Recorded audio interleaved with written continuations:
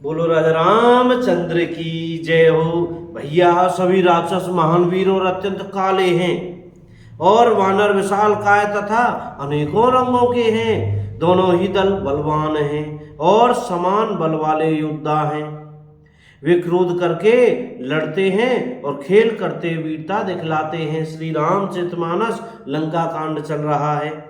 राक्षस और वानर युद्ध करते हुए ऐसे जान पड़ते हैं मानो क्रमशः वर्षा और शरद ऋतु के बहुत से बादल पवन से प्रेरित होकर लड़ रहे हों।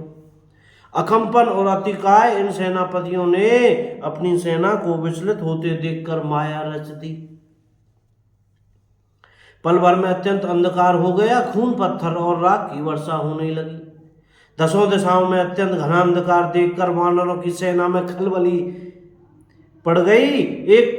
एक को एक दूसरा नहीं देख सकता और सब जहां तहां पुकार कर रहे हैं। श्री रघुनाथ जी सब रहस्य जान गए। उन्होंने अंगद और हनुमान को बुला लिया और सब समाचार कहकर समझाया। सुनते ही वे दोनों कपिश्रेष्ठ क्रोध करके दौड़े। फिर कृपालु श्री राम जी ने हंसकर धनुष चढ़ाया और तुरंत ही अग्निबाण चलाया। जिससे प्रकाश हो गया, कहीं अंधेरा नहीं रह गया। जैसे ज्ञान के उदय होने पर सब प्रकार के संदेह दूर हो जाते हैं। भालू और वानर प्रकाश पाकर श्रम और भय से रहित तथा प्रसन्न होकर दौड़े।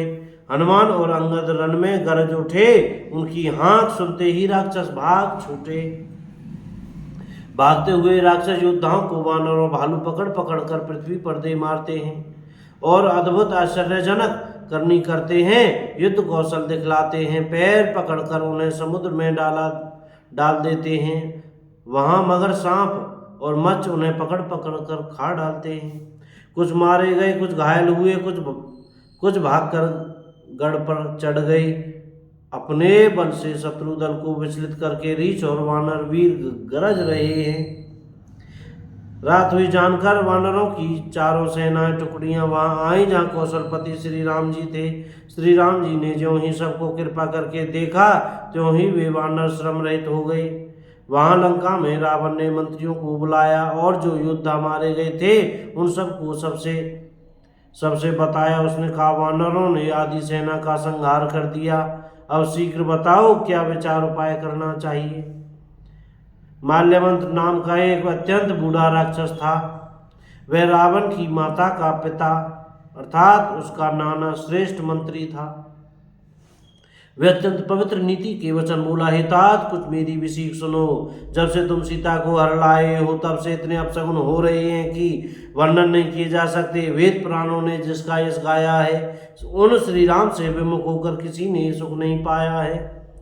भाई हिरण्यकश्यपु सहित हिरण्याक्ष को और बलवान मधुकैटभ को जिन्होंने मारा था, वे ही कृपा के समुद्र भगवान राम रूप से अवतरित हुए हैं। बोलो राजा रामचंद्र की जय हो। श्री हनुमान जी महाराज की जय हो। जय राम जी की। भैया सीताराम बोलते रहो।